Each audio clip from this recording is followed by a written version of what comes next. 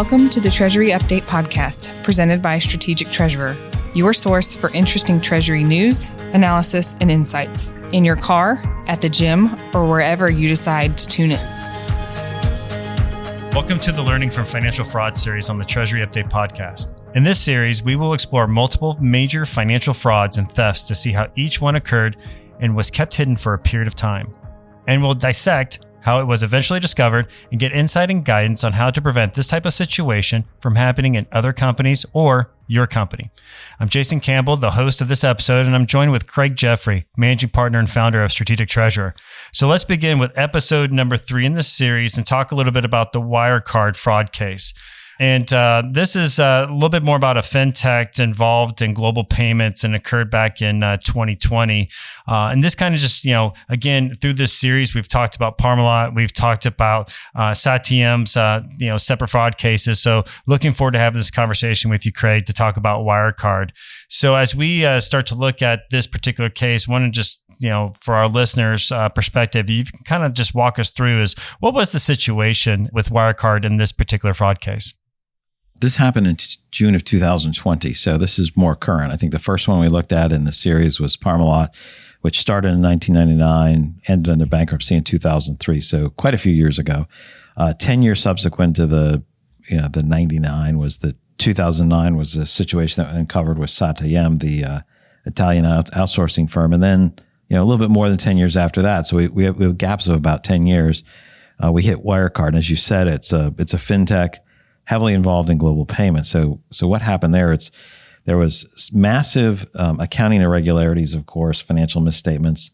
These are general terms, but this was about a little over $2 billion US dollars, 1.9 billion euros of fraud. And so, when you look in German history, this is like one of the largest accounting scandals. But this also involved what we might refer to as visual kiting. I know that's not a term. People can look it up. It's not a real term. The kiting is where you're moving money between accounts, and because there's delays or inefficiencies in the system, this worked better in days of checks. Like you deposit it and someone may grant you availability before the check clears on the original account. And so there were people who would kite checks who would be making checks paid between these different organizations, different entities, and continue to create this high velocity activity, which made it, funds would clear and the bank would end up being out the money eventually when, like the musical chairs game, when the music stops, everyone has to sit down. Where's the cash? And they find out there's been a big gap because it was fictitious cash was created by organizations or people doing this kiting activity, right? You can't create cash if you're a person or a business. If you're going to create cash, you got to be a central bank, right? You can just print it or you can generate it electronically, but organizations can't do that. And so the situation here, they inflated their revenue and their assets through false records. Assets, they would create all these transactions going around across the globe, sending money, sending it back, providing statements at different periods of times with different cutoffs. So it looked like, hey, we've got 1.9 billion more euros than we really do. And so this was the situation. They created all kinds of subsidiaries. They used real partners and fake partners to create these fake records. They fabricated banking statements. They fabricated paper banking statements and sent them along. They forged documents to fool auditors. And so this is done through collusion of multiple parties, different types of creating complexity of the money flow, right? It's so complex, nobody can understand it. Nobody can see what goes on. So it's, hey, we're making good money. We're moving a lot of activity. It's all complex. Here's our statements. We're providing, fake and real statements to show where the funds are. And that resulted in, eventually that was discovered. Expectation that there was problems, and that was found out to be a problem. And once it was clear they were insolvent, it really, of course, caused the company to collapse.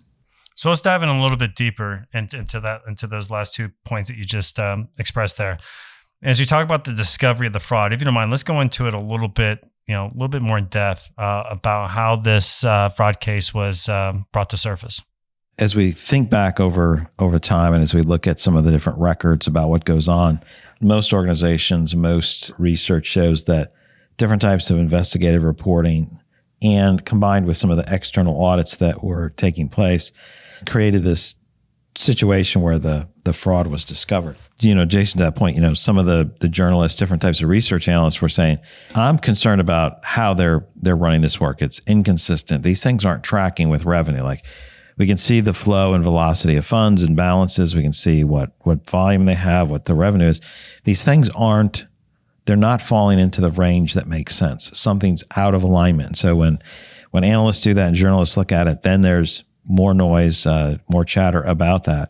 And so there were different investigative reports that went on. People would investigate and say, what's going on, that helped unveil some of the activities of what was occurring. After that led to more formal review by external auditors. I know there's law enforcement activity that took place to go and, validate information, confirm, arrest people.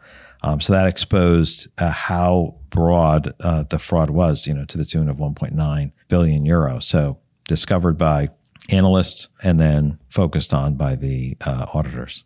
So really that investigative journalism and really going in and pulling out, looking into the financials and especially because, if you're looking at it where, you're fictitiously showing large cash balances versus and your sales revenues and, again, it goes back to when there's smoke, there's fire, right? And really finding out what's the specifics and start asking and probing and looking at some questions.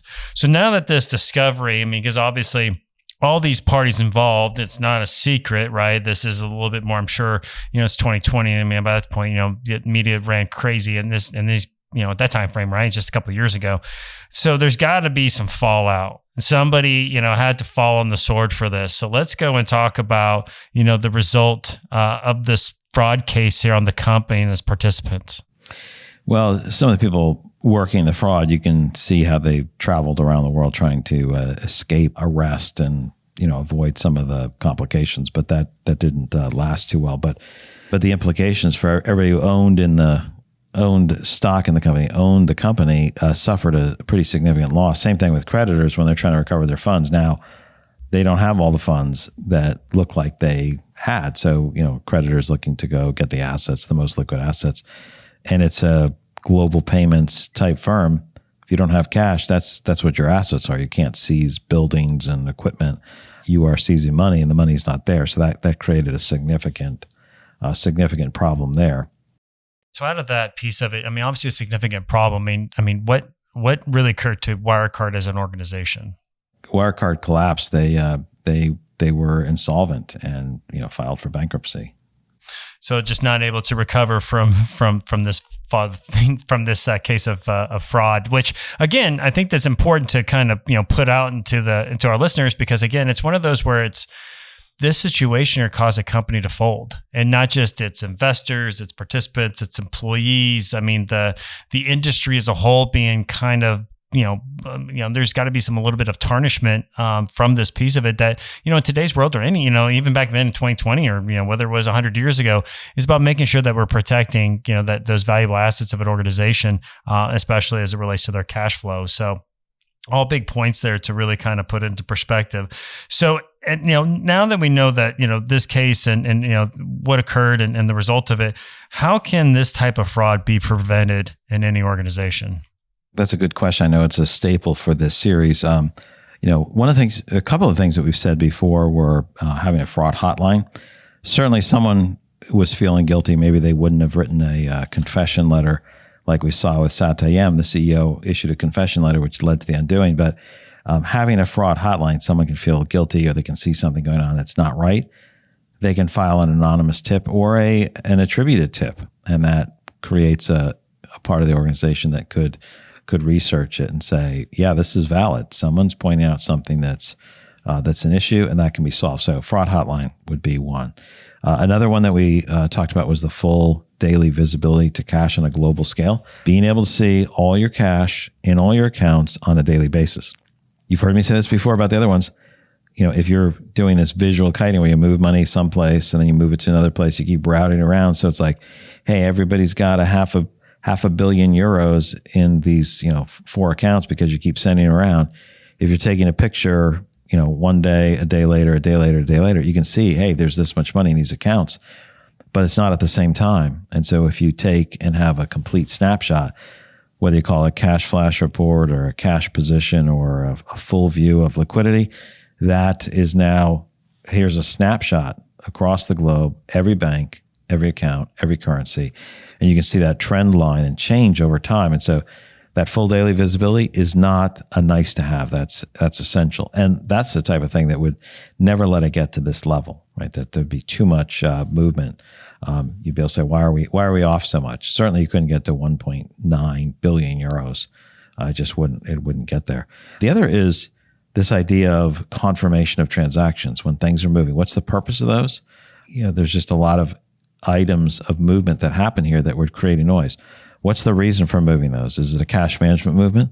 Why are these occurring every day? When you look and you analyze the flows, that doesn't make sense. This excessive movements for no business purpose, really, that's the form of visual kiting, right? So it's not truly kiting, so I can't say that, but it's this, I'm moving money so that when we're taking snapshots, it's at different times and people can see what's there. Those are some of the things that I think are important and consistent with what we said before, except the visual kiting item. The last one that I think makes sense is this, isolating information makes it hard to detect problems, right? Why do problems happen on payroll accounts? Because it's very, very much restricted who can see those accounts for good reason. And so this idea of the principle of least privilege is a great control, but you have to understand that limiting the access to some information doesn't mean limit the access of all information. So isolating information makes it hard to detect because no one has a full picture of some aspects of the business, cash, debt, income. Now, you may not want many people seeing the income of the organization until the financial statements are there because of the problems with making that, common or known throughout the organization. But things like the cash level and the debt level across the organization, that can be restricted, but it should be, Treasury knows that. Executive management should know where those things sit, those things meaning cash balances at different accounts, availability through different lines of credit. All of that should be known. So granting access to the information that makes sense. So we've heard the principle of least privilege is restricting information and access to functionality to those who need to see something or do something. That doesn't mean make it to that's too narrow. It means the right people need to have and see that. And so that's the key thing, making sure the right people have access to it. That should have been broader in this case. Understood. Absolutely. Well, great. Thank you so much for giving us insight onto this Wirecard fraud case here and really in this series of learning from financial fraud. And to our listeners, we hope that you're able to enjoy this episode within the series here. And hopefully this fraud case taught us a little something to ensure that we have the proper controls in place to ensure that we don't have a situation where you lose 1.9 billion euros at any given time. So, but for our listeners, thank you so much. We really appreciate you guys, and hopefully you guys are enjoying this series. We look forward to having you guys also tune in to any of our episodes on the Treasury Update podcast. Until next time, take care. You've reached the end of another episode of the Treasury Update podcast. Be sure to follow Strategic Treasurer on LinkedIn. Just search for Strategic Treasurer. This podcast is provided for informational purposes only, and statements made by Strategic Treasurer LLC on this podcast are not intended as legal, business, consulting, or tax advice. For more information, visit and bookmark strategictreasurer.com.